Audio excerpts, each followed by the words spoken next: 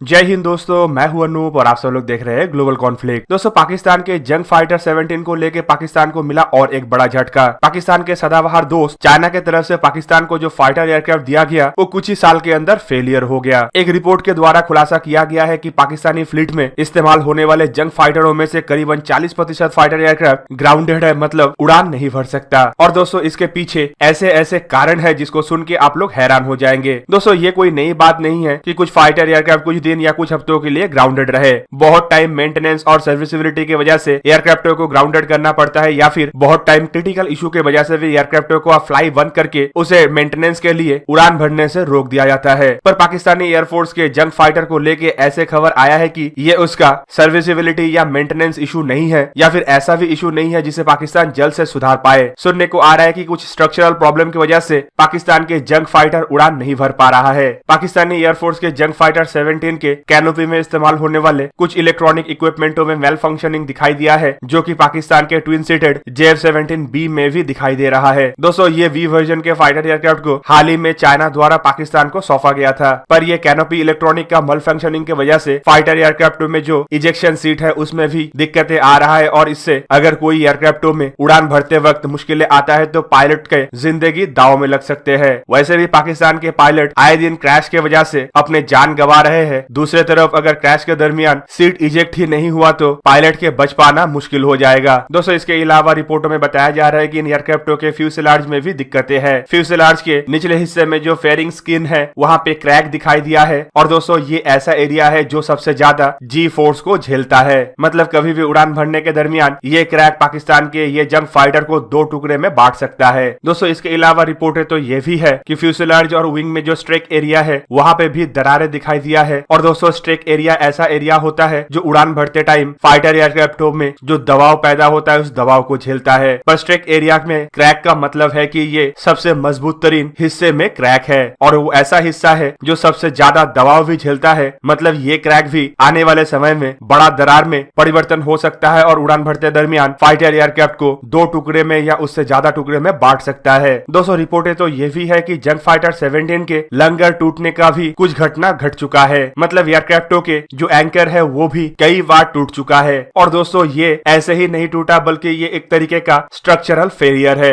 दोस्तों, कभी भी अगर कोई एयरक्राफ्ट के एंकर टूटता है तो उसका मतलब ये है कि उसका स्ट्रक्चर में ऐसा कुछ खामियां है जो रडार या अन्य इक्विपमेंटों के वजन को झेल नहीं पा रहा है। मतलब एयरक्राफ्टों के औकात के बाहर है इसका रडार का वजन। और दोस्तों, इसी वजह से एयरक्राफ्टों के एंकर टूट रहा है, और इस तरीके का खामियों को दूर करने के लिए पूरे स्ट्रक्चर को ही बदलना जरूरी है या फिर स्ट्रक्चरल मॉडिफिकेशन करना पड़ेगा। मतलब पाकिस्तानी एयरफोर्स के जो जंग फाइटर फिलहाल ग्राउंडेड है उन्हें फिर से उड़ान भराने के लिए लगभग उतना ही खर्चा होगा जितना एक एयरक्राफ्ट को नया बनाने के लिए होता है। मतलब दोस्तों, आप लोग समझ सकते होंगे कि चाइना द्वारा पाकिस्तान को कितना बड़ा चूना लगाया गया, और पाकिस्तान अब उस चूने को चाट के अपना पूरा जवान जला चुका है। दोस्तों, पाकिस्तानी एयरफोर्स को अब दूसरे दुनिया के किसी भी देश से तो फाइटर एयरक्राफ्ट मिलने वाला है नहीं, और पाकिस्तान अब ये जंग फाइटर को लेके ही उड़ान भर रहा है। जबकि अब उन देशों को भी सोचना चाहिए जो ये जंग फाइटर खरीदने की तरफ आगे बढ़ रहा है, साथ ही साथ चाइना के कुछ और जंग फाइटर भी खरीदने के लिए सोच विचार कर रहा है। तो दोस्तों, ये था आज का वीडियो। अगर आपको वीडियो अच्छा लगा तो इसे लाइक कीजिए और मेरे चैनल को सब्सक्राइब कीजिए, और साथ में बना हुआ बेल आइकन को भी प्रेस कर दीजिए ताकि आप मेरा वीडियो देख पाए सबसे पहले। जय हिंद।